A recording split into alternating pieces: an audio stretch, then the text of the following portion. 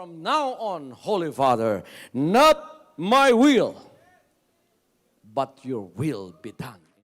I said, Father, you have chosen me. Give me the strength to obey. I will follow you no matter what it takes. If you know me, you cannot be neutral about me. Either you will hate me or you will love me. Because there is only one important business in the world. It is the business of salvation.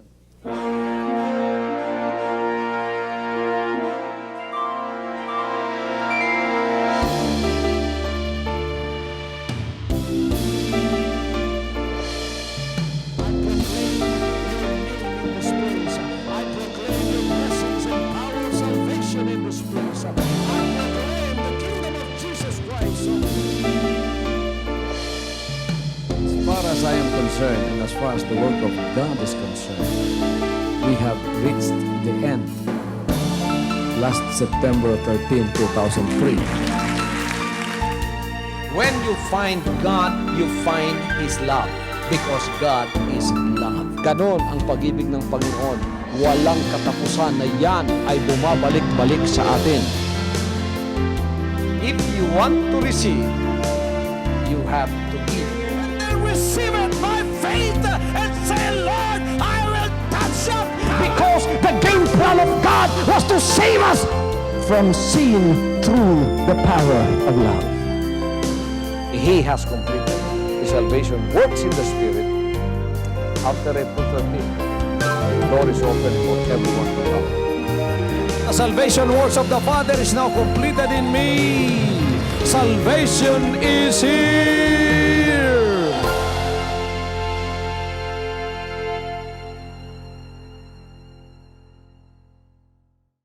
Ang pag-aaral natin sa gabing ito ay pinamagatang The Reality of Spiritual Warfare.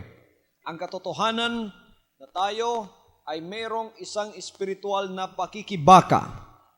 Ang ating espiritual na pakikibaka, mga kapatid, ay nagpapatuloy hanggang sa pagbabalik ng ating Panginoon sapagkat si Satanas ay naririto pa sa sanlibutan ito. At si Satanas ang manlilinlang ng sanlibutan. Do you know that Satan is the world deceiver? He deceives the whole world. That's why he is called Satan. That's why he is called the serpent. That's why he is called the dragon. And he is called the arch enemy of God. Because his greatest weapon is deception. According to Revelation chapter 12 verse 9. This is the great and most important work of Satan now among men. That is to counterfeit doctrines and experiences of God as revealed in Scriptures in order to deceive. He is a counterfeiter and he is a deceiver. Men are commanded to prove and to test all doctrines and experiences in the supernatural realm to see if they are of God or if they are of Satan. That is according to 1 Corinthians chapter 2, verses 12 to 16, and then Philippians chapter 9, chapter 1, verses 9 to 10, 1 Thessalonians chapter 5, verse 21, 1 John chapter 4, verses 1 to 6. It is certain that every religion, every doctrine and experience among men cannot be of God. So we must judge them by the plain truth of the written word of God. The greatest danger for spiritual believers is to accept everything and anything in the realm of the supernatural as being from God. Alam ba ninyo, hindi ang lahat ng nangyayaring supernatural or what we call supernatural phenomena, itong lahat ay hindi nanggagaling sa Panginoon. Kaya malimit na panahon ay sinasabi sa mga anak ng Diyos at ito ay nagmumula sa kanyang espiritu na kailangang subukan natin ang mga espiritu at kailangang ma-consecrate ang ating buhay upang ang lahat ng nangyayari sa Espiritu ay mahahatulan natin sa pamamagitan ng nasusulat na salita ng ating Panginoong Diyos, na walang iba kundi ang kanyang mga sinalita sa banal na Biblia. Such believers have consecrated themselves to yield to the Holy Spirit and to the leadings of God, and they think that they cannot be deceived and led by evil spirits through counterfeit doctrines and leadings. But the fact that the believer is a child of God does not stop the devil from trying in every conceivable way to imitate God to the believer. In fact, listen to this.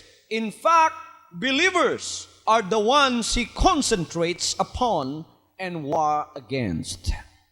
Ang concentration ng demonyo, mga kapatid, ay nasa mga anak ng Diyos. At siya ay nakikibaka bawat oras laban sa mga anak ng Diyos. Kaya, ang pagiging anak ng Diyos ay hindi isang garantiya na ikaw ay ligtas na sa demonyo. In fact, yan ang pinakamalaking concentration ng demonyo ngayon. Ang pinakamalaking concentration ng demonyo o ni Satanas ay sa mga tunay na anak ng Diyos upang sila ay linlangin. Now, we have seen in our times today, even in the Philippines, and all around us, in the latter day, there are deceptions and satanic powers that were already predicted by the Lord. And they are happening right in our midst today. In Exodus chapter 7, verses 9 to 8, and then in verse 19, just as the magicians in Egypt imitated God's power in the days of Moses, the devil also today is seeking to counterfeit the true work and plan of God for men, especially in these latter days. In certain religious cults, there are manifestations of satanic powers in healing, making men prosperous, and otherwise doing for them what God has promised to do for His children. Jesus Christ predicted that in the last days, many false Christs and prophets would come who would show great signs and wonders, in so much that if it were possible, they shall deceive the very elect. Makikita natin yan sa Matthew chapter 7. Kung meron kayong banal na aklat, tingnan ninyo mga kapatid sa Matthew chapter 7, verses 22 to 23. Many will say to me in that day, Lord, Lord, have we not prophesied in Thy name? And in Thy name have cast out devils? And in Thy name done many wonderful works? And then will I profess unto them, I never knew you. Depart from me, ye that work iniquity. We have seen also in Matthew chapter 24, verse 24, on what the Lord predicted in the last days. He said, for there shall arise false Christs and false prophets, and shall show great signs and wonders, insomuch that if it were possible, they shall deceive the very elect. Paul also predicted the same thing when he wrote in 1 Timothy chapter 4 verses 1 to 8, which we are going to study also and that we are going to read tonight. The Bible said, and it was Paul the apostle who predicted the same thing. He wrote to Timothy, now the Spirit speaketh expressly, that in the latter times some shall depart from the faith, giving heed to seducing spirits and doctrines of devils. 1 Timothy chapter 4, verses 1 to 8. Speaking lies in hypocrisy, having their conscience seared with a hot iron, forbidding to marry, and commanding to abstain from meats which God hath created to be received with thanksgiving of them which believe and know the truth. For every creature of God is good, and nothing to be refused if it be received with thanksgiving. for it is sanctified by the word of God and prayer. If thou put the brethren in remembrance of these things, thou shalt be a good minister of Jesus Christ, nourished up in the words of faith and of good doctrine, whereunto thou hast attained. But refuse profane and old wives' fables, and exercise thyself rather unto godliness. For bodily exercise profiteth little, but godliness is profitable unto all things, having promise of the life that now is, and of that which is to come. So in verses 1 and 2, we know what Paul predicted when he wrote to Timothy that in the last days, in the latter times, some shall depart from the faith, giving heed to seducing spirits and doctrines of devils. That's also found in 2 Timothy chapter 3, verses 1 to 13, and also chapter 4 of 2 Timothy, verses 1 to 4. Paul also predicted that the future Antichrist is coming after the working of Satan with all power and signs and lying wonders, and with all deceivableness of unrighteousness in them that perish, because they receive not the love of the truth, that they might be saved.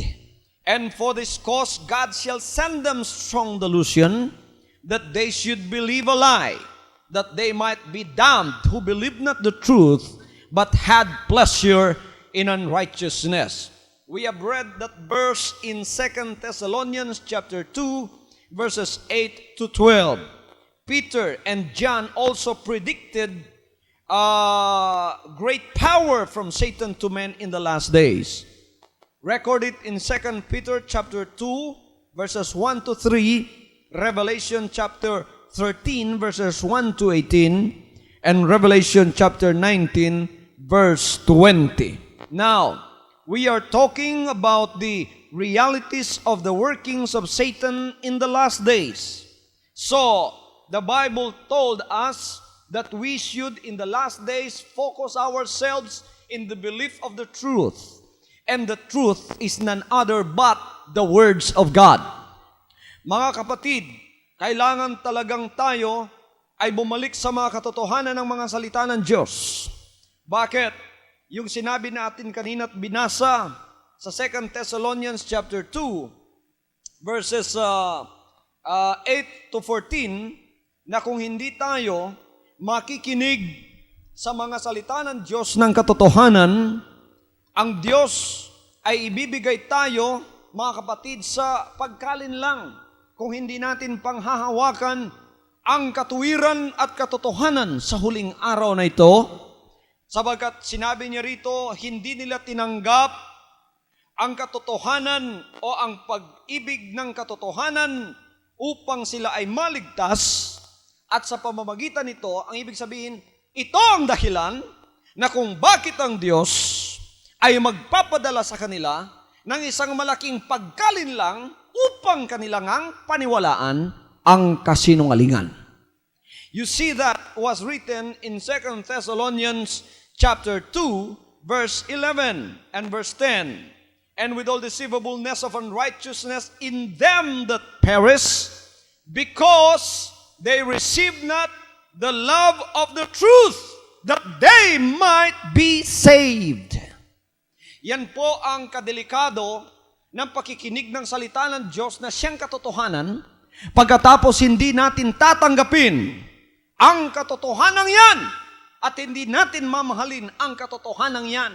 I-reject pa nga ng marami ang katotohanan yan. Ano ang sinabi ng banal na kasulatan? Magpapadala ang Diyos sa kanila ng malaking pagkalinlang na talagang kailangan paniwalaan na nga nila kung ano ang kasinungalingan. Paul said it in this manner, and for this cause God shall send them strong delusion, that they should believe a lie. Now we have two sources of supernatural help. It can be seen from the above facts that men can and will get help from satanic powers in the last days. Satan can also help men. Satan and demons who cause disease, who hinder in getting prosperity, who fight to keep men from getting answers to prayers from God, can also withdraw this opposition and help men to get these benefits should circumstances be favorable to them. Basta favorable sa diablo ang isang bagay, tutulungan kanya, isa siya sa mga tumutulong sa mga tao. One help that you can get from supernatural is from the devil and from demonic origins. Kaya si Satanas o ang mga demonyo na siyang dahilan ng mga karamdaman, dahilan na ang kasaganaan na hindi mo matanggap, na nakikipag-away sa iyo upang mga kasagutan sa Diyos ay hindi mo matanggap, maari nilang alisin ang oposisyon nilang yan sa iyo at tulungan kanila kung ang sirkumstansya ay nagpapakitang makakabuti sa kanilang kausa ang pagtulong sa iyo. Satan and demons not only can help men, but they can hold them in bondage and defeat physically, spiritually, and materially if they so desire, until they come to know the truth and that sets them free. God alone can deliver from their power unless of their own accord they relinquish their hold on men. Jesus taught us in Matthew 12:43-45 that demons can leave a person and then come back again if they desire. The fact that they go out when rebuked by those who have power over them proves that they can lose any person they bind. Ang demonyo ay maari kanyang talian, pasukan, at dito nagpapatotoo sa sinabi ng ating Panginoon na maari rin silang umalis sa iyo at maari rin silang bumalik sa iyo sa kanilang kagustuhan. At titingnan natin pagka pinalalabas natin ang demonyo, lalong-lalo na yung mga may kapangyarihan, ibabaw sa kanila. Nakikita niyo, lumalabas talaga yung demonyo, umaalis sa mga tao, pinasukan niya, at maari pala nilang gawin ang pagpasok at paglabas sa tao. Now, this stands to reason that if they can put diseases upon men, they can also take them off when it is to their advantage. Kaya marami ring mga mensahero ang demonyo na nagbibigay ng sakit at nakapagpapagaling din naman sila. Meron akong alam mga kapatid, mambabarang yan, pagka binarang kanya, magkakasakit ka. Ngunit pagka nilapitan mo siya at nagpakiusap ka sa kanya, maari din niyang alisin ang sakit mo. This is all done by the devil and the demons and his messengers. Jesus said that in the judgment many will say unto him, Lord, Lord, have we not prophesied in thy name, and in thy name cast out devils, and in thy name done so many wonderful works? And then the Lord will profess unto them, I never knew you. Depart from me, ye that work iniquity. Hallelujah! These religions, without exception, deny the blood of Christ, the new birth, the bodily resurrection of Jesus, and all the essentials of the gospel that will save the souls of men. They even deny the born-again experience, that men should be born in water and of the Spirit as commanded in John chapter 3 verse 5. They deny even the virgin birth of Jesus Christ. They even deny the experience of the infilling of the baptism in the Holy Ghost. They deny every conceivable fundamental teachings of the Scriptures. But they are trying to deceive people by saying, we have God in us. Because there are also benefits that you can receive if you join us. Not all benefits that we receive are coming from God. Some of them comes from the devil. If the devil would make you believe and would make you believe false doctrines and false leadings in religions today, that is to their own advantage. They will do that in order to deceive you. But we thank God because it is clearly stated in the Scriptures, we cannot be deceived when we are led of the Spirit of God. Being led of the Spirit of God proves to us that we are children of God. God is the true source of help, not the devil and demons. So if you need help, do not go to the devil and demons, you go to God. Pagka nangangailangan kayo ng tulong mga kapatid, huwag niyo lapitan ng demonyo. Ang iba sa inyo may nagtatanong, Pastor, meron pong mga lumapit sa bahay ko, mga albularyo, o kaya yung mga nasa balite, o kaya yung binisaya.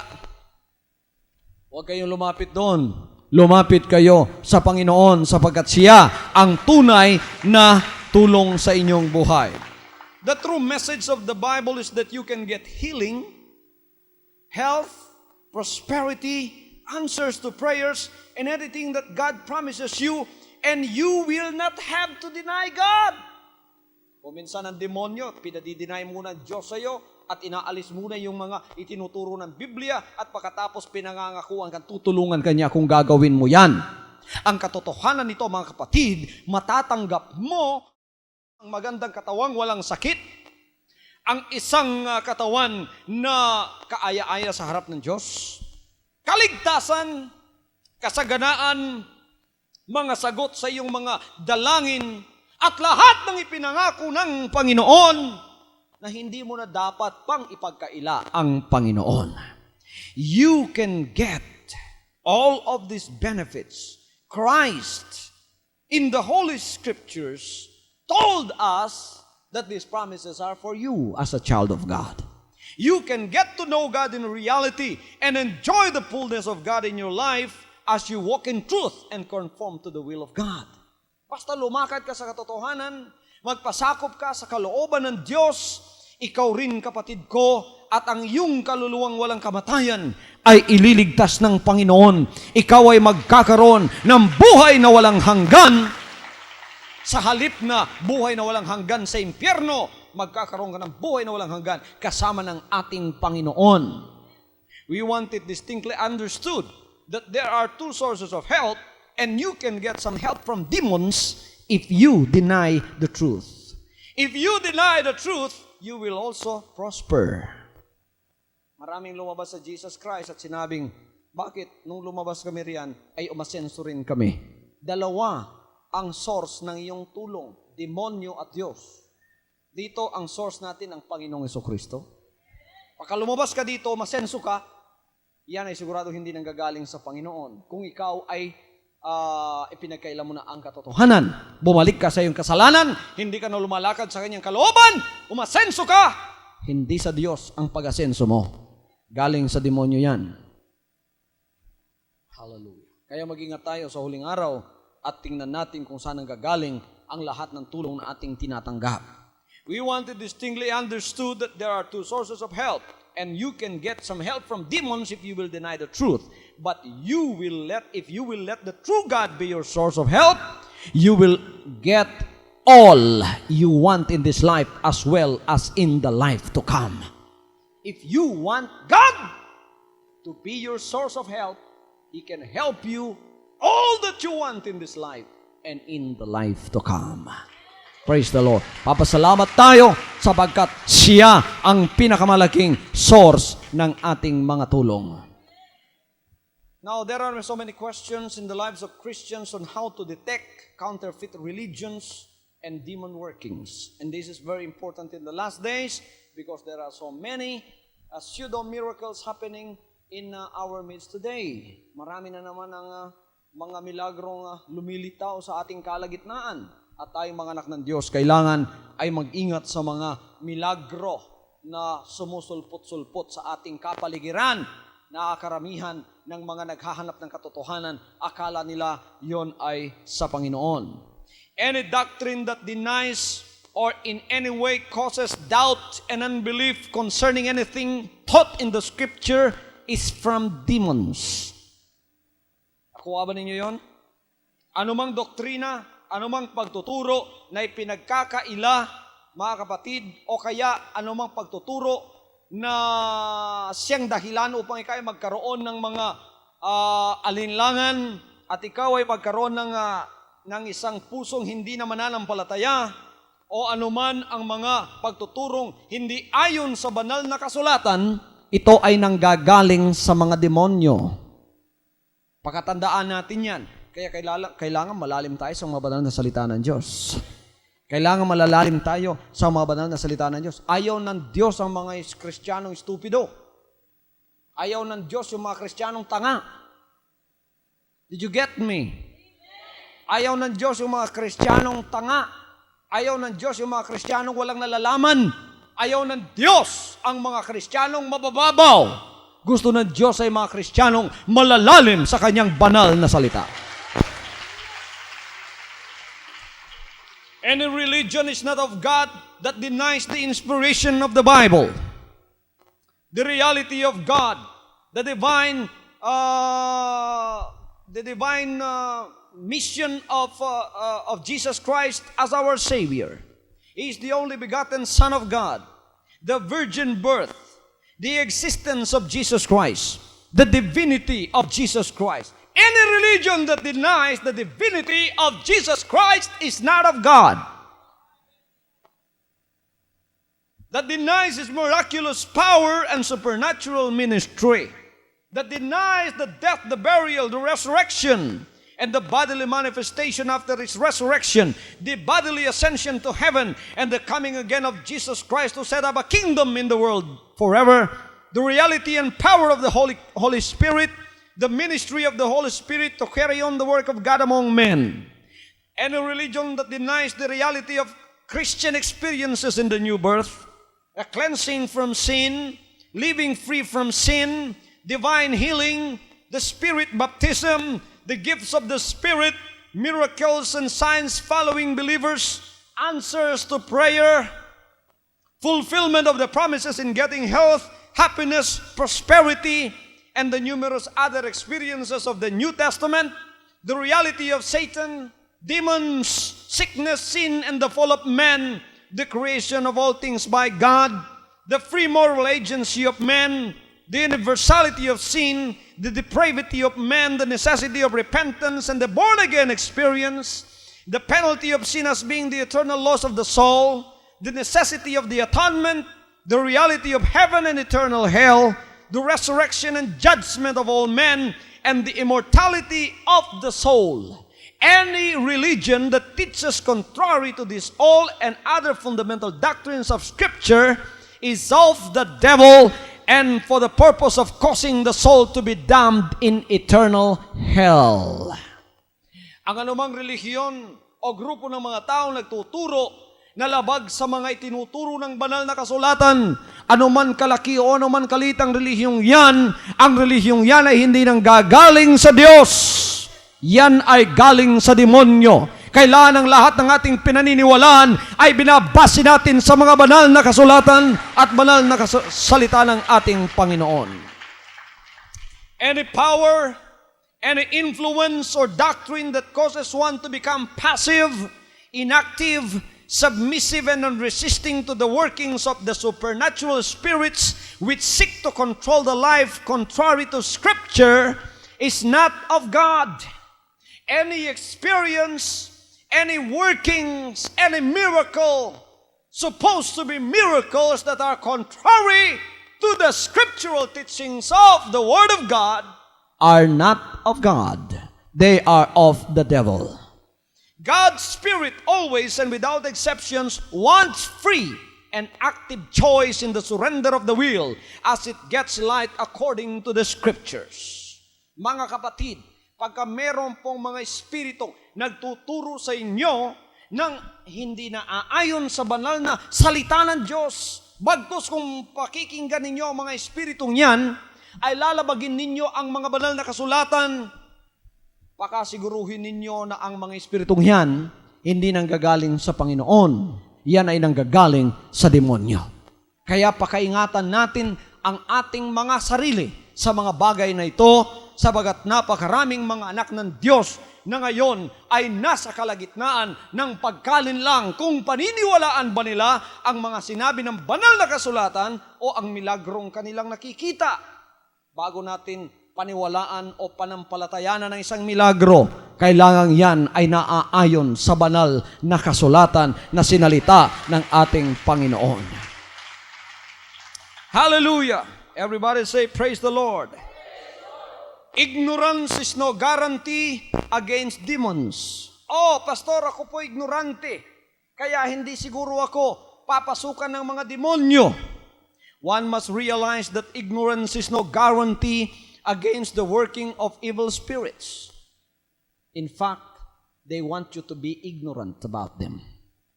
This is one of the chief means by which they try to control man. That is, in fact, sa katotohanan, sa totoo lang, gusto ng mga diablong ignorante kayo sapagkat ito ang pinakamalaki nilang sandata upang kanilang makontrol ang buhay at espiritu mo. If they can get anyone to accept their suggestions, if they can get anyone to accept their doctrines, their ideas, their leadings and guidance in the least degree, then they will not be satisfied with that much ground gain, but they will be tireless in activity to gain more ground. In order to work through a man, demons must keep him in ignorance of the truth. And what is the truth? The truth is the Word of God. Jesus Christ said, I am the way, the truth, and the life. No man cometh unto the Father but by me. So let us always go back to the Word of God.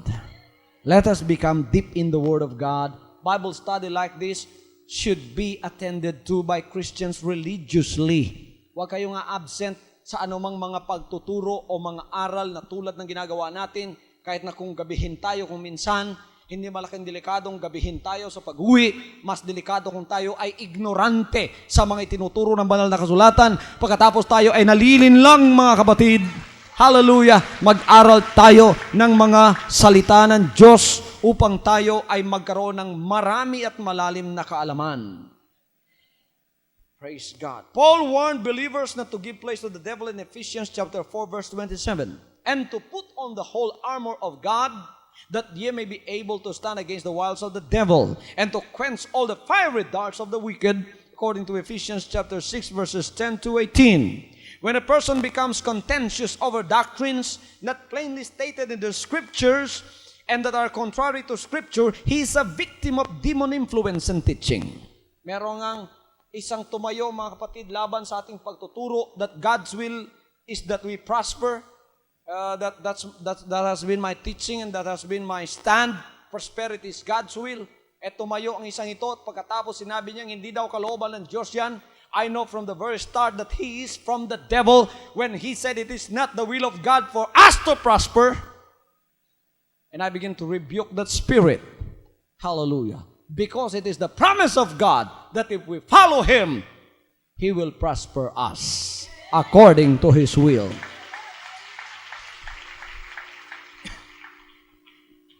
A person under the control of the Holy Spirit is not going to be contentious. He is going to be gentle, humble, honest, and open-minded to the truth. There are many supposedly Christians nowadays that have seared their conscience with a hot iron by not believing the truth and not being open-minded to the truth. That's why God cannot reach them anymore, because they have closed their minds to the truth. What is this hot iron that they sear their conscience with? It is the proclamation of everything that they hear is a cult. Let us open our minds to the truth. I've been often misunderstood that I am a cult. Instead of them coming over, opening their minds to the truth, and trying to search, and trying the spirits, they've closed their minds, and they have judged us already. They have a preconceived judgment in their mind that we are called and that we are not of God. And because of this, they miss the boat and they miss the truth that God wants to convey to them.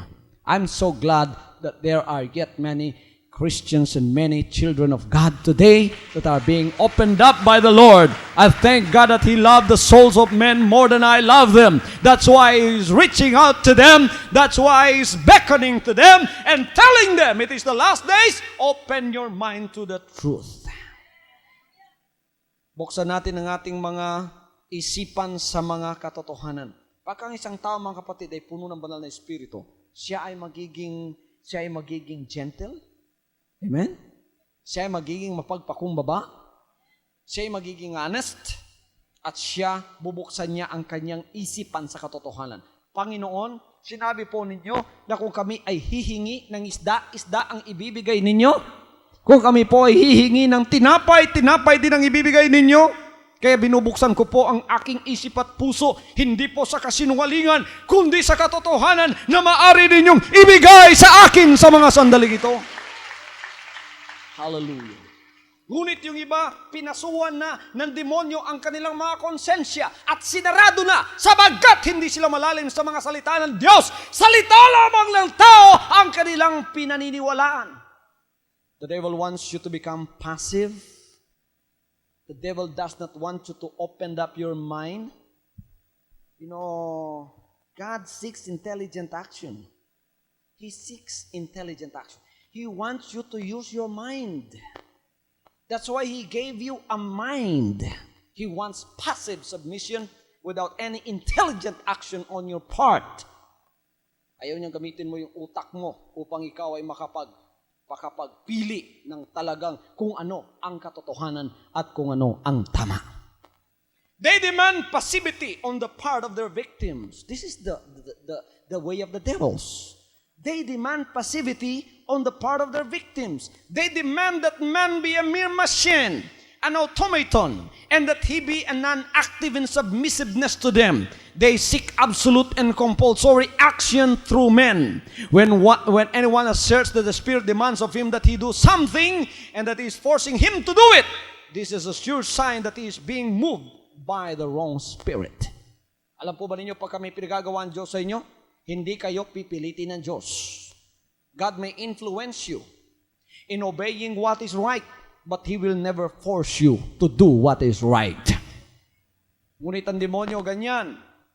Gusto niya, hindi mo na iisipin pa yung dapat mong gawin, mga kapatid. Nang ang inyong pastor ay tinawag sa ministry ito, naku mga kapatid, ginamit ko talaga yung utak ko sa pagsunod sa Kanya. In fact, it was after 1 year before the Lord's Spirit was able to convince me that what I am following is the Lord God. Hallelujah. Everybody say, praise the Lord. Demons work to get men to act quickly and unintelligently and to do acts regardless of the outcome to the cause of Christ and lost souls. The spirits of Christians are always subject to them, and anything that demands that the personal spirit be not under the individual's personal control, that is a wrong spirit. Ang espiritu mo, kailangan under control mo palagi yan. Pagka sinasabing hindi ko na makokontrol ang espiritu ko, hindi na sa Diyos yan. Anything that has power should have control. If you say you are being led by a spirit is a power that comes in you, and anything that has a power should have control. Yung makina ng isang sasakyan, power yan, ano? Pagka nagdadrive ka, pagka umandar na yung sasakyan yon, may jeep ka, may kotse ka, kapangyarihan yon. Amen.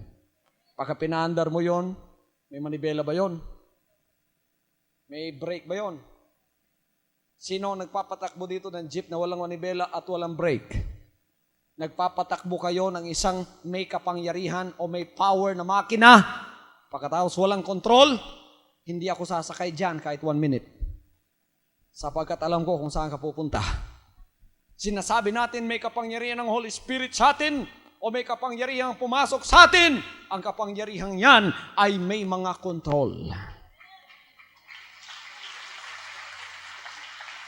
May manibela yan, dinadala tayo sa right direction at tumihinto yan sa right na panahon.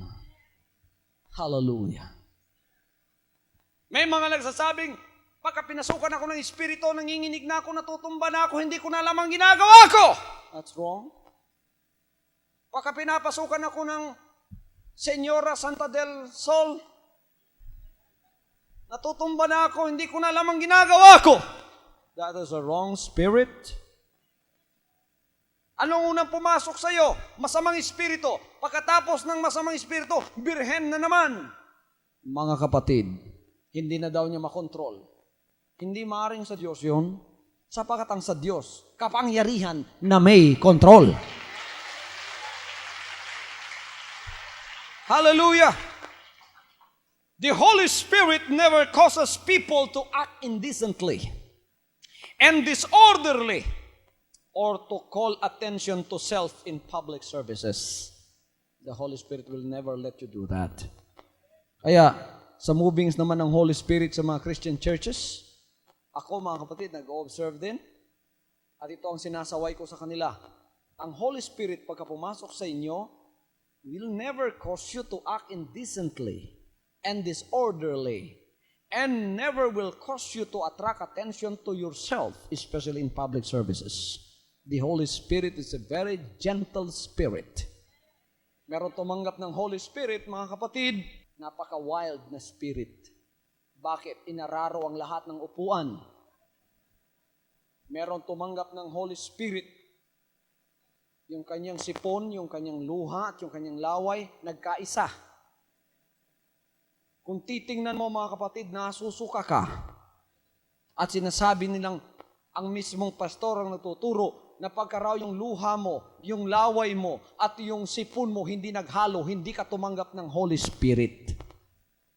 Yan po ay isang napakalaking kamalian at kasinungalingan. Hindi po maruming espiritu ang banal na espiritu. Amen.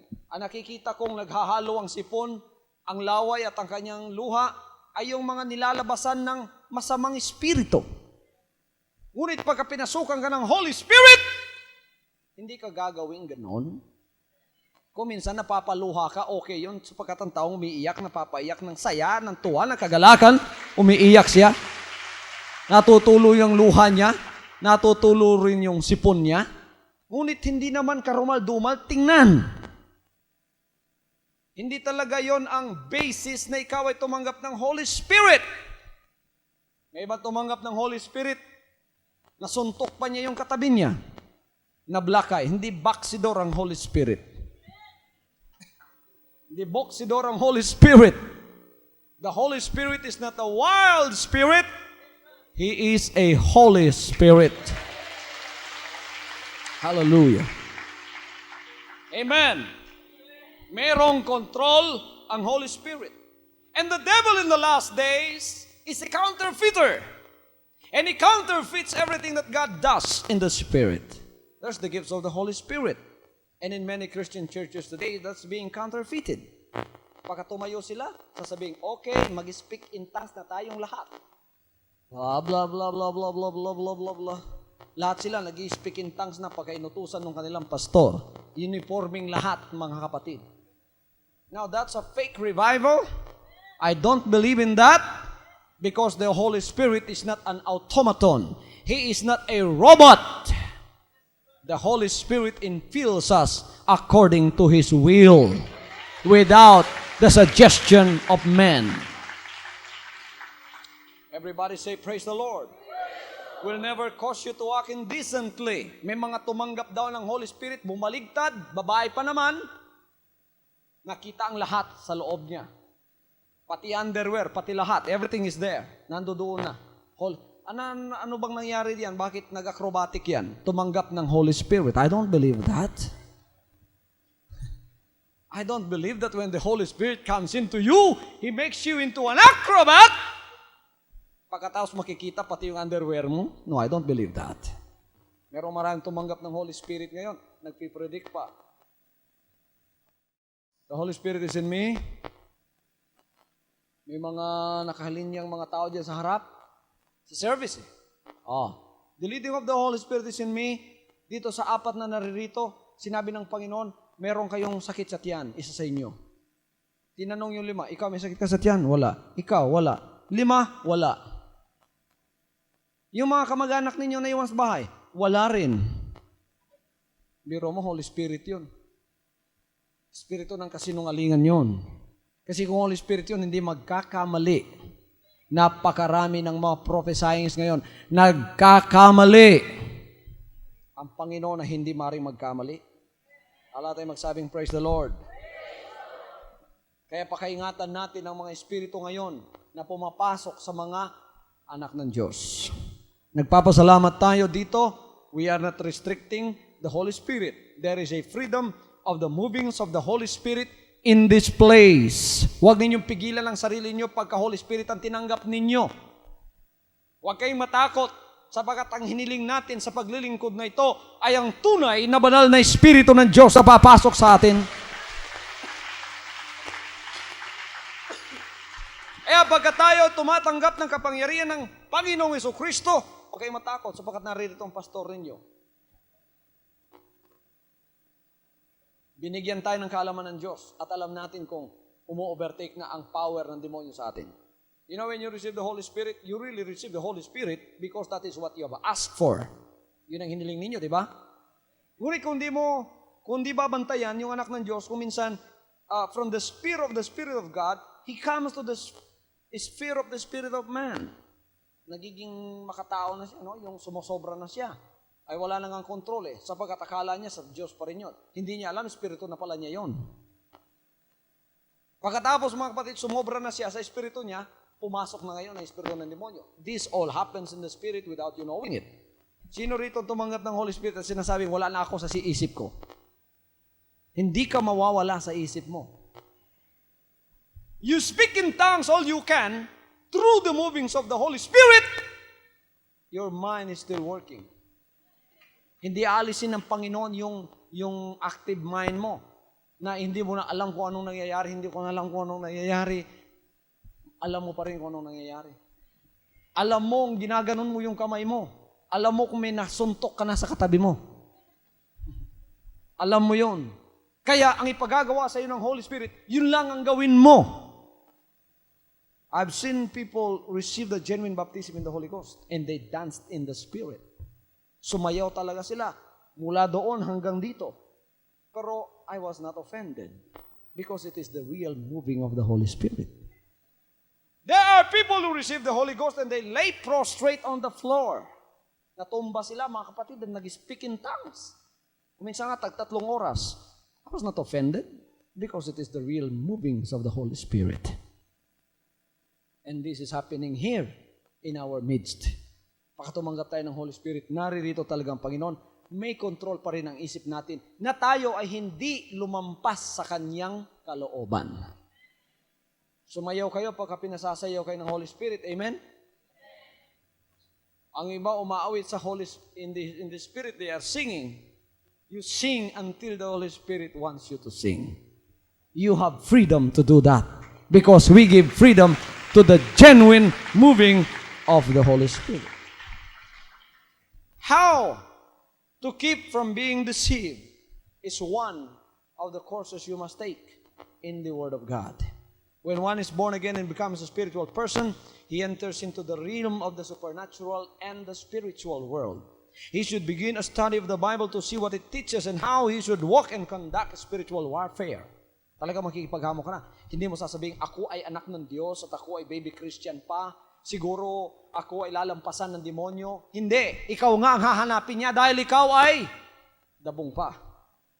Ikaw ay maliit na Kristiyano pa. Ikaw ang hahanapin niya.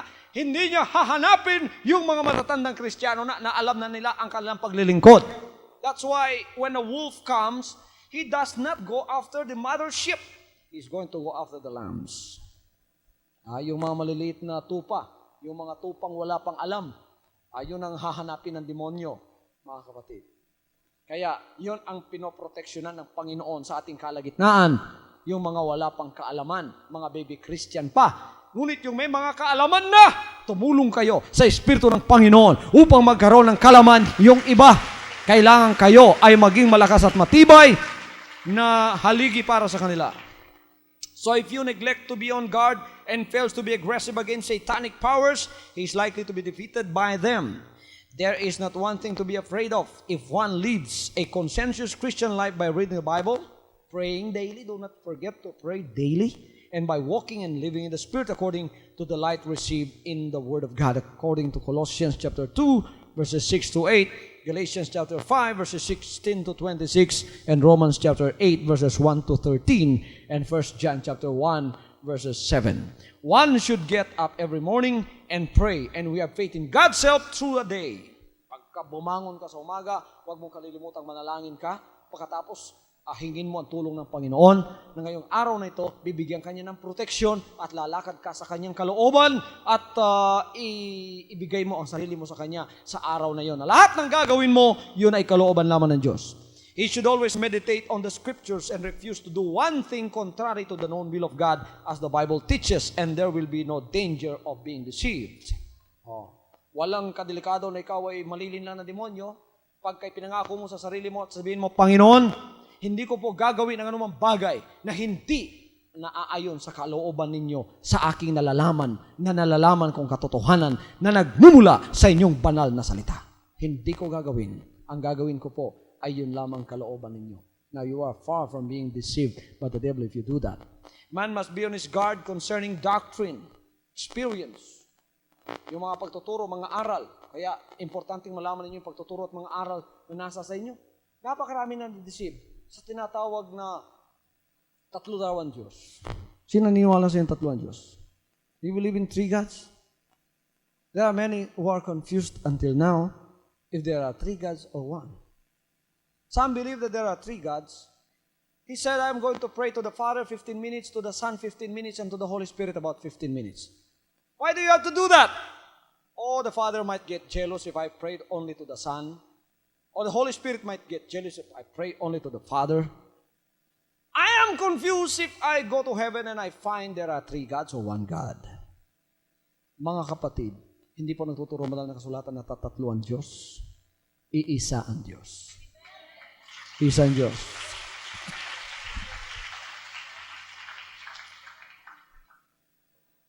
Do you believe that Jesus is God?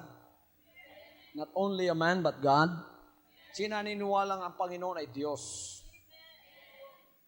Ang naniniwalang ang Panginoon ay Diyos at tao? As a man, He died, and as God, He rose Himself from the dead after 3 days. As a man, He slept, but as God, He woke up and calmed the storm and the wind and the seas. Praise the Lord. As a man, He hungered, but as God, He multiplied the 2 fishes and the 5 and fed thousands of people.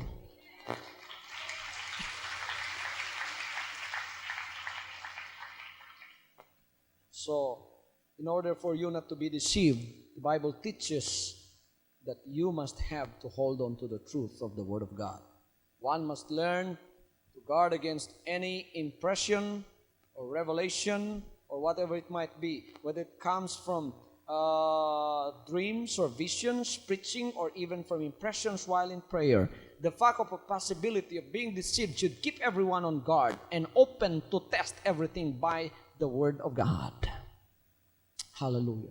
Anong man ang matatanggap ninyong visions o revelations o kaya mga panaginip, yan ay kailangang may sukat muna natin sa katotohanan ng mga salita ng Diyos bago natin tanggapin at bago natin paniwalaan. Why did I say this? Because this is my experience. This has been my experience. I have met so many dreams and visions and revelations in my life that I have to be sure they are coming from God. Na kailangan ito'y talagang malamang kung mula sa Diyos. Bakit ko alam na mula sa Diyos ang isang bagay? Sapagkat sinusukat ko ito sa standard na nakasulat sa banal na kasulatan. Baka hindi naaayon, mga kapatid, at ang bunga nito ay hindi ayon sa kalooban ng Diyos, anumang panaginip yan, anumang vision yan, dapat nating reject. Dapat ang tanggapin natin ay ang nagmumula lamang sa Diyos na nakasukat sa kanyang mga banal na sinabi. You want to detect the manifestation of the Holy Spirit? That is evident by following clear-cut rules and Christian principles. If you want the leading of the Holy Spirit, these are the principles to follow. You must have a Christ-like spirit of love, patience, and faith in God, according to Galatians 5:21-22. You must have a soberness and keenness of spirit vision, according to 2 Timothy chapter 1 verse 7. Kailangan, mga kapatid, matino yung utak mo. Hindi ka nalilin lang ng anumang mga impresyon na kaagad-agad pinaniniwalaan mo. Sinusubok mo muna at hindi nawawala yung katinuan ng isip mo, sapagkat yung isip natin binigay ng Panginoon as a guide for us to follow that which is right. You must have absolute clearness of the mental faculties in intelligent action to carry out Bible instructions concerning known duty and personal life as a Christian in 1 Corinthians chapter 14 verses 32 and 2 Timothy chapter 1 verse 7. Absolute clearness of our mental faculties. Huwag ninyong pabayang mausukan yung inyong mga pag-iisip, mga kapatid, o kaya malabo sa inyo ang isang bagay. Hanggang isang bagay ay malabo sa inyo, huwag muna ninyong sundin. Hingin ninyo na yan ay maging maliwanag sa harap ng ating Panginoon. Everybody say, praise the Lord. And then use those faculties in intelligent action na talagang ginamit mo na yung nalalaman mo at utak mo pagkatapos tinulungan ka na ng Holy Spirit upang gawin yan, mga kapatid. At pagka ginawa mo, nakakasiguro kang yan ay sa Diyos, sapagkat ang bunga niyan ay bunga na nagbibigay ng kaluwalhatian sa ating Panginoon Diyos. Pagkatapos, pagka meron kayong alam na nalaman na yung katotohanan o kalooban ng Diyos na nagmumula sa banal na kasulatan, yan, mga kapatid, talagang sundin na ninyo yan. Panghawakan na ninyo yan. Ito'y kalooban ng Diyos. Hindi na ninyo maringkunin pa sa akin to. I have taught tithes and offerings so strongly. You know why? Because there are many demons that want to hinder that. Kahit na ngayon, tinuturo ka pa rin hanggang ngayon yan sa isang malakas na pamamaraan. Bakit? Hanggang ngayon, makakatagpo pa rin kayo ng mga Kristiyano. Tithes and offering? Nagbibigay kayo ng tithes and offering? Naku, hindi na pwede yan. Pag-ibig na lang ngayon. Mga Kristiyano ang sasabi sa inyo yan, hindi mga demonyo. Pero mga Kristiyano hanggang ngayon, hindi nila alam na sila ay nalilinlang at nagnanakaw sa Diyos. At ang munting pagnanakaw sa Diyos ay maaari ng mahatulan ka na hindi ka pumasok sa langit. Pero lahat ginagawa mo na, yun lang ang naging kasalanan mo. That is still deception in the sight of God. You are still deceived. Kaya I'm teaching that so strongly because that is found and written in the Word of God. Marami pa rin ang nagdi-deceive. Tayo dito mga kapatid sa ating pag-aaral, kailangan kung ano ang nalalaman na nating duty natin na gawin sa mga salita ng Diyos. Huwag ninyong pabayang agawin pa ni Satanas sa inyo yan. Sundin ninyo na parang leon sa inyong paninindigan. In order for you to detect the manifestations of the Holy Spirit from the spirit of demons and devils, you must have the freedom from all fault-finding. Freedom from all fault-finding, surmising, whispering, slander against anyone, and freedom from all the works of the flesh that are listed in Romans 1:29 to 32, 1 Corinthians 6:9 to 11, Galatians 5:19 to 21, and Mark chapter 7:19 to 21. Kailangan ikaw ay walang ginagawang, ikaw ay meron kang kalayaan mula sa fault-finding spirit. Pumasok ka sa simbahan upang maghanap lamang ng kasalanan. Fault-finders, ang lahat ng fault-finders ay magsabing praise the Lord. Surmising, o kaya yung palagi lang suspicion sa isip mo, o kaya whispering, kaya yung chismisan sa buhay Kristiyano, hindi pwede yun. Do not chismis one against another. Dito sa ating fellowship, if you have oath against any, do not talk about him or her against his back. You must come to the office and tell us about it. Makatapos patatawag natin yun. Kaya hindi makapasok ang demonyo rito. At di niya ma-divide ang katawan ni Kristo dito sapagkat tayo ay may pamamaraan. Nag-iibigan ang bawat isa sa atin dito. Amen. Or slander against anyone and freedom from all the works of the flesh. Wala tayong magsabing praise the Lord. Ang pagtuturo ngayong gabing ito ay karne, mga kapatid. Kumakain na ba kayo ng karne? Ang lahat ng kumakain ng matigas na pagkain ay taas ang kanilang kamay. Ang lahat ng mga members ay magsabing praise the Lord. Ang karne ba ay pampalakas? Kayong mga bata pa kay Kristo, gatas ang inyong nasanayan sapagkat hindi pa kayo malago sa Kanya. Yung mga matatanda na rito ang magbibigay ng gatas sa inyo. In the sheepfold, there are mother sheep and there are lambs. The mother sheep eats the grass and through a metaphysical process, the grass turns into a white milk and feeds the lamb. Alam niyo sa mga Young Christians, hindi po lahat ng panahon ng pastor ang nagpapakain. Sabagat ang nasa sa pastor ay hindi gatas, kundi damo. Itong mga tinuturo ko, mga damong pampataba ito sa mga inahing tupa. Sinong gumagawa ng gatas? Yung mga inahing tupa. Hindi ang pastor ang gumagawa ng gatas. Yung mga inahing tupa. At doon sumususo yung mga maliliit na tupa upang sila ay mabuhay. Ganyan po sa kawan ng ating Panginoon. Kaya kayong mga inahing tupa, huwag ninyong pabayaan yung mga maliliit ninyo. Pasusuhin ninyo sila ng gatas ng salita ng Diyos. Naku, parang galit si pastora. Anong sabi ng inahing tupa? Hindi mo lang naiintindihan. Ganito yun eh. Praise the Lord! Parang hindi ako ini-smile ni pastor. Hindi galit si pastor. Gusto niya mabuhay ka talaga. Hindi mo lang naiintindihan. Karni pala yung kinakain niya, hindi mo muna ipakakain sa kanya, ikaw muna ang kakain, at sa kapangyarihan ng Panginoon, yung karning yon magiging gatas para sa kanya. Okay? The lack of any condemning and judging spirit or seeking to hurt anyone by thought, by word, or by deed. You must be free from that. Kung gusto mong malaman ng mga leadings ng Holy Spirit, wala kang condemning, judging spirit, o kaya wala kang intensyon na pasakitan ang sinuman sa iyong kilos, sa iyong paningin, sa iyong pag-iisip, at sa iyong pananalita. All divine leadings will be for the edification and betterment of all concerned.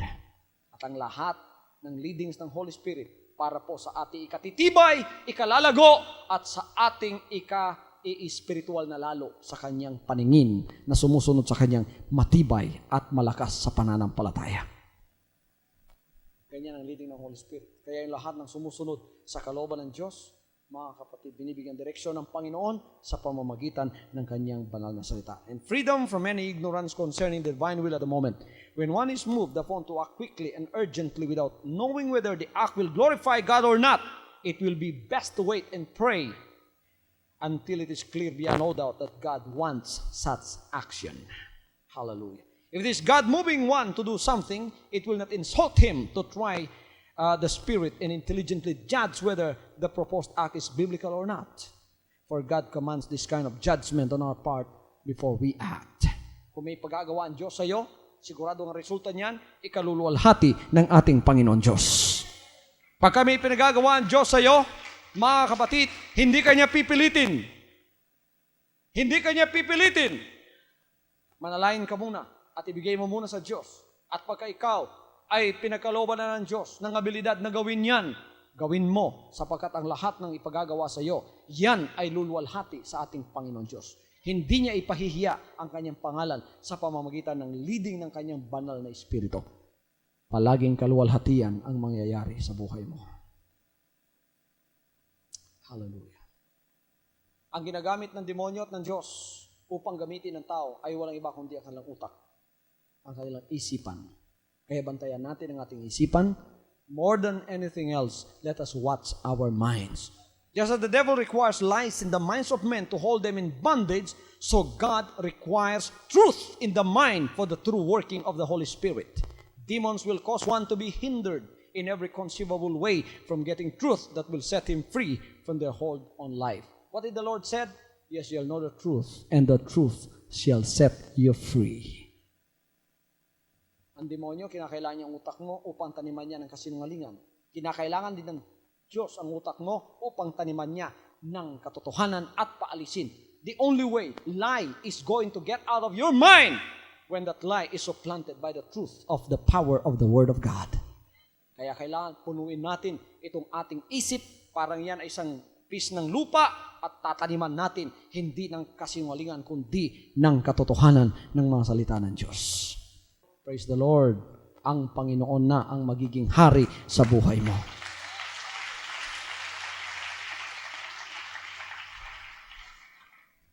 Meron ba kayong duty o responsibilidad upang makipaghamok sa demonyo? Meron. Hindi lang ako, kundi tayong lahat, mga kapatid. We have the duty of as saints in spiritual warfare. What are those duties? Beware of neglecting those things that will cause enlightenment in spiritual warfare. Huwag ninyong pabayaan yung mga kaliwanagan na binibigay ng Diyos sa inyo upang kayo makapaghamok sa demonyo. Do not fall an easy prey to the criticism of others or to the pressing cares of life, which will keep you occupied from taking time to wage against a successful warfare. Wage a successful warfare. Huwag niyo pabayaan yung mga criticism, yung mga pagsaway ng iba na makapaghinder sa inyo. Pabayaan ninyo. Let public opinion go as long as you know you are following the will of God. Do not mind about public opinion. You just mind the opinion of God for you. Basta ginagawa mo yung kalooban ng Diyos, do not be hindered in what you want to do for Him. Hallelujah. Upang ikaw ay mapasive ka na lang doon ka lang sa bahay mo, natatakot ka ng gawin ito at gawin ito, baka i-criticize ka ng mga kaibigan mo, do not be afraid to tell you are a son of God. You are a child of God. I am a child of God. Where do you belong? Jesus Christ, the name above every name. Shout it unto all the world. And tell them that you belong to Jesus Christ. That will put the devil to shame. Do not forget that spiritual weapons alone will give victory over sin and Satan, according to 2 Corinthians 10, 4-7. Only spiritual weapons can defeat Satan. Ang makabuntog sa ninja, ninja ra gihapon. Amen? Ang makapatay ninjo, ninja.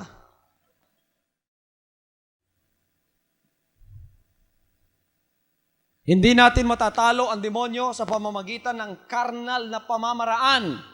Matatalo natin ang demonyo sa pamamagitan din naman ng spiritual na mga bagay. Spiritual na mga sandata. Ano yan? Fasting and prayer. Malalakas yan. Yung pakikinig ng mga Bible study nito, malalakas yan. Pag kami mga overnight prayer meetings mag-attend kayo, that is a spiritual muscle and you'll become a spiritual giant in the sight of God. Do not be discouraged when the conflict for the moment seems to be going against you. 1 Timothy 6:12, 2 Timothy 4:7, 1 Peter 1:7, and 1 Peter 4:12, and James chapter 1, verse 12. When the battle seems to be raging against you, do not get discouraged. Tumayo kayo at huwag kayong manlupaypay sapagkat ang Diyos nasa sa inyo. You are not waging that war alone. The battle is not yours, it's God's. Huh? Kayo'y nakikipaghamok at nauuna ang Diyos sa inyong buhay. Be alert and resist Satan always. James 4:7, 1 Peter 5:8-9. Kailangan alerto kayo at kalabanin ninyo sa Satanas sa lahat ng panahon na nagmamanifest sa buhay ninyo. Pagka nagmamanifest siya, binabalik na naman niya yung dati mong pag-uugali. Tumayo ka at sabihin mo, by the power of the Holy Spirit, Satan, come out of me. Malis ka, huwag mo na ibalik sa akin. Muli yan, sapagkat ang kapangyarihan ng Holy Spirit ang nasa sa akin at ang bunga ng Holy Spirit ang lilitaw sa akin. Pagka tinatakot ka sa gabi, binabangungot ka, sinasakal ka, ano gagawin mo? Matatakot ka, manginginig ka? Tumayo ka, pagkatapos sabihin mo, tribukin mo, Satanas, umalis ka sa kwarto ko. At huwag ka nang bumalik na muli. Maraming beses ang mga Kristiyano ang umaalis sa kwarto nila. When there is a spirit of fear in your room, in your house, don't get out of your room, don't get out of your house. Let him get out. Ang sabihin mo, spirit of fear, I command you to get out of my house right now.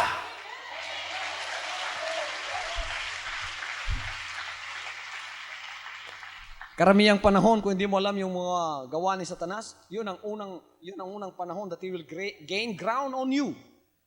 Mapapaalis ka na niya sa kwarto mo, ano pa kaya ang paalisin niya sa iyo? Spirit of fear, nagpaalis sa iyo. Pagkatapos mga kapatid, napakalit ng kwarto ng kapatid mo, doon kayo pumasok lahat. Ang lalaki ng mga kwarto niyo sa bahay, nandoon kayo lahat sapagkat takot na takot kayo sa kinatatakutan ng demonyo, wala namang kapangyarihan laban sa inyo. Tumayo ka at sabihin mo, sa kwarto kong ito, ikaw espiritu ng pagkatakot, umalis ka rito. Hindi ako aalis dito, ikaw ang aalis dito. Hindi sa iyo ito. Pagkatapos makikita mo, the Spirit of God comes into you, whether a sense of being so cold or a sense of being on fire. That is the protection of the Spirit of God. Ang papasok sa iyo, Spirit of peace. Na kahit matulog ka, maghapon, magdamag, wala na yung takot na yun, aalis sa kwarto mo at ang kapangyarihan ng Diyos ang pasa sa iyo.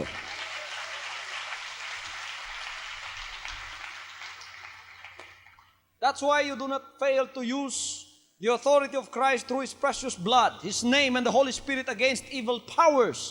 Acts chapter 1 verse 8 says, you receive power after the Holy Ghost is come upon you. And you have witnesses, not only in your home, in Judea, in Samaria, and unto the uttermost part of the earth. That means you will be a witness against the devil. If he comes against you with all his powers and wiles, you as a standard bearer of the Lord is going to stand against him with all the powers of the Holy Spirit in you. Pagkatapos mo lalabanan mo na siya, sapagkat may kapangyarihan ka na.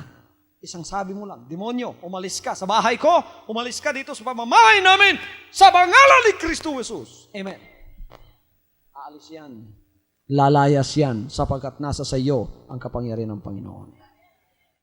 According to John 14:12-15, Mark 16:15-20.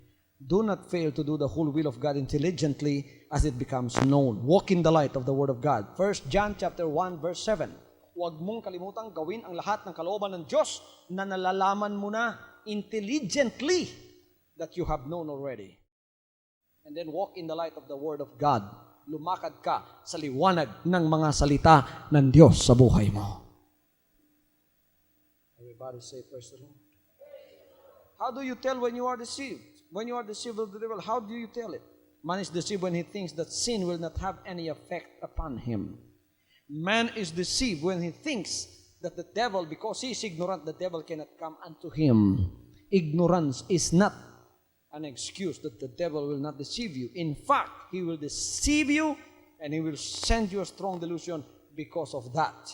Many latter-day delusions can be traced back to the fallacies or to the crisis of the lives of Christians when they are in crisis and seeking for help. And then the devil came and seemed to help them and got benefit from it, although they in turn rejected or denied some of the truth of the Word of God. Ingatan natin na walang isa man sa mga bagay ng salita ng Diyos na alam na natin na ipagkakaila natin. Huwag ninyong ipagkaila ang tithes and offering. Sundin ninyo yan sapagkat alam ninyo kalooban ng Diyos yan. Huwag ninyong ipagkaila ang butil na pananampalataya sapagkat alam na natin yan at pinahayag na ng Diyos sa atin. Huwag nating ipagkaila ng bautismo sa pangalan ng ating Panginoon. Huwag nating ipagkaila ng Diyos natin ay isang Diyos. Huwag nating ipagkaila ng kabanalan ay isang bagay ng Diyos na kailangang sundin ng isang Kristiyano. Ano man ang mga katotohanan nalalaman na natin, huwag nating ipagkaila at huwag nating ipagbili. Ang iba mga kapatid, nalilinlang ng demonyo dahil sa araw. Kailangan daw manambahan tayo sa araw ng Sabado. Alam ba ninyo mga kapatid, na kung ang araw ng Sabado makapagliligtas, hindi lahat ng Sabadista maliligtas? Bakit? Sapagkat kung Sabado sa Pilipinas, Linggo na sa Amerika. Kung na-rapture sa araw ng Sabado, Pilipino lang maliligtas ang Amerikanong Sabadista, kumusta na? Amen. Ang iba, sinasabi nila, yung baro daw ng Kristiyano, dapat ay sundin yung Deuteronomy 22:5 without intelligently knowing what they are talking about, that anything that divides between the legs is of man. Hindi na yun sa lalaki, sa lalaki lang yun, hindi sa babae.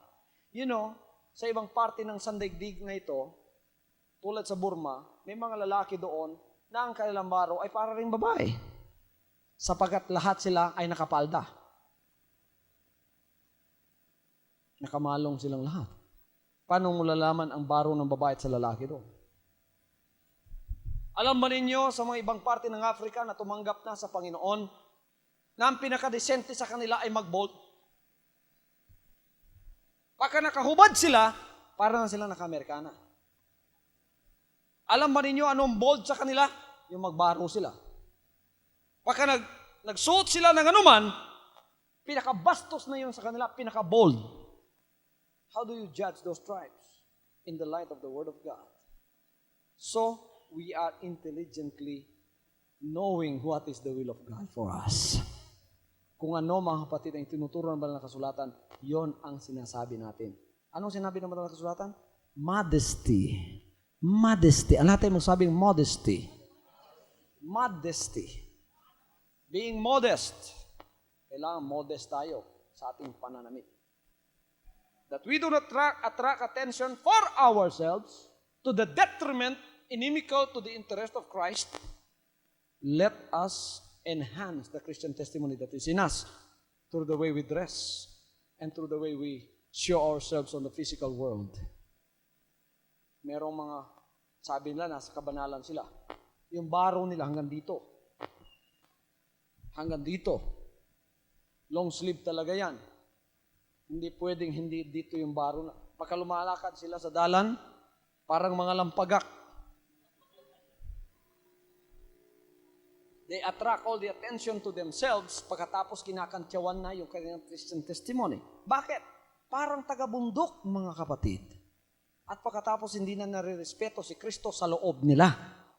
Meron mga Kristiyano ngayon, pagka lumitaw, parang si Jezebel of old. Lahat yata ng makeup sa sanlibutan nasa mukha na niya. Lahat. Parang nakabangga sa isang freshly painted wall. Meron naman mga Kristiyano ngayon, wala na ring hilamos. Bakit di ka na naghihilamos? Banal na kami. Holiness, brother. Holiness. Yung palang holiness sa kanila, hindi na naghihilamos. Kaya yung mukha niya, mga kapatid, parang mukha ng patay. Hindi rin gusto ng Diyos yun. Hindi gusto ng Diyos na marumi ka sa mukha mo o sa katawan mo. Hindi rin gusto ng Diyos na para ka rin si Jezebel. You must stay in the center of God's will. Never on the extremist part of your life. Do not be extreme to the left and extreme to the right. Extreme na naging sinabi lang old-fashioned ako. Masyado namang old-fashioned na para rin naka-makeup na parang sanlibutan, parang Japayuki. Japayuki. Bakit? Brown dito, blue dito. You don't dress like that. Hindi kabanalan yun. Ang modesty ang sundin natin. Na kapag tiningnan ka, yan, Kristiyano yan. Hindi kung tiningnan ka, naku, galing siguro sa planetang Mars yan. Parang mga lamplighter. Okay, mga kapatid, nalalaman na natin ang mga pagtuturong ito. We cannot be fooled by the devil anymore. The devil is a liar. The devil is a bluffer. And he cannot fool us anymore. We are walking in the sight of the Word of God. In the light of the Word of God. Anumang milagro, anumang manifestation in the supernatural, bibigyan tayo ng kaalaman ng Diyos upang malaman ito. Baka may nasasabi tayo sa inyo, pumunta tayo sa Agoo sapagkat may lumuluhang birhen doon, huwag na kayong magaksaya pa at huwag na kayong gumasto ng pera pa. Sapagkat mga kapatid, kahit ang paggawa ng ribulto ay hindi kalooban ng Diyos. Lalong-lalo na kung lumuluha na. That means God already has sent you a strong delusion that you should believe a lie because you did not love the truth. What is the truth? Thou shalt not make any graven image with likeness in heaven or on earth or under the earth or beneath the sea. Thou shalt not make any graven image. Thou shalt not bow before them because I, your God, am a jealous God. If you cannot love the truth, God is going to send you strong delusion. And later on, you will believe a lie. Ayaw ng Diyos na ikaw ay tulak niya at paniwalaan mo na nga ang hindi katotohanan. Sa mga sandaling ito, huwag kayong palinglang. Sundin ninyo at bumalik kayo sa mga salita ng Diyos. Kung di pa kayo nakabalik dyan, bumalik kayo sa katotohanan ng mga salita ng Diyos. Para sa lahat ng mga nasa harap ng kanilang TV sa mga oras na ito, hawakan nyo yung television set. For freedom from demon possession and from deception, I would like to pray for you right now in Jesus' name. Father in heaven, I pray for those that are holding on to their television sets. As a point of contact for your power to come upon them, I declare freedom and liberty from demon possession right now. In the name of Jesus Christ, I command the bondage and the yoke of sin to fall apart from you by the power of Jesus Christ and by the blood of the Lamb. In the name of Jesus, I rebuke every disease, every deception in your life to flee from you. And let the Spirit, the health, the prosperity of the Lord, and the salvation from God comes into you right now. In the name of Jesus Christ. Let the light shine upon you, and let the guidance and the protection of the Lord be upon you right now.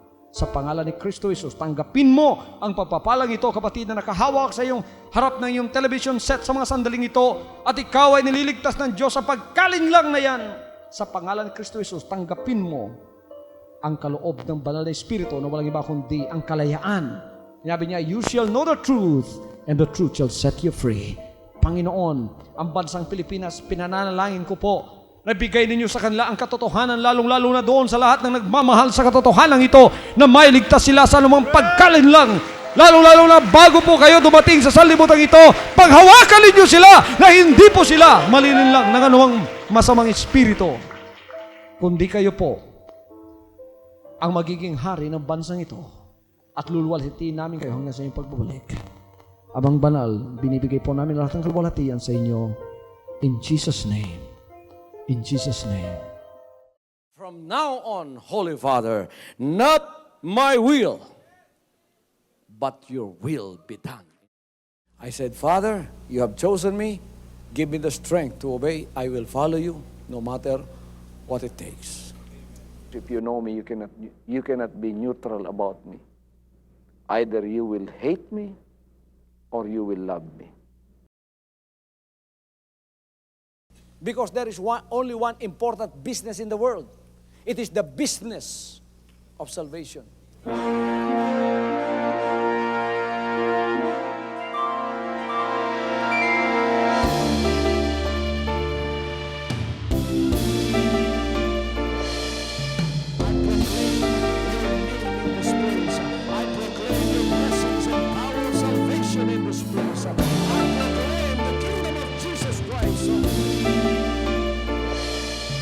As far as I am concerned, and as far as the work of God is concerned, we have reached the end.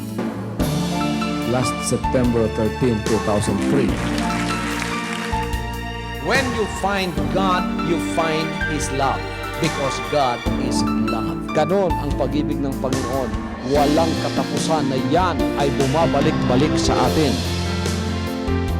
If you want to receive, you have to give. Receive it by faith and say, Lord, I will touch up. Because the game plan of God was to save us from seeing through the power of love. He has completed. His salvation works in the Spirit. After April 13, the door is open for everyone to come. The salvation works of the Father is now completed in me. Salvation is here.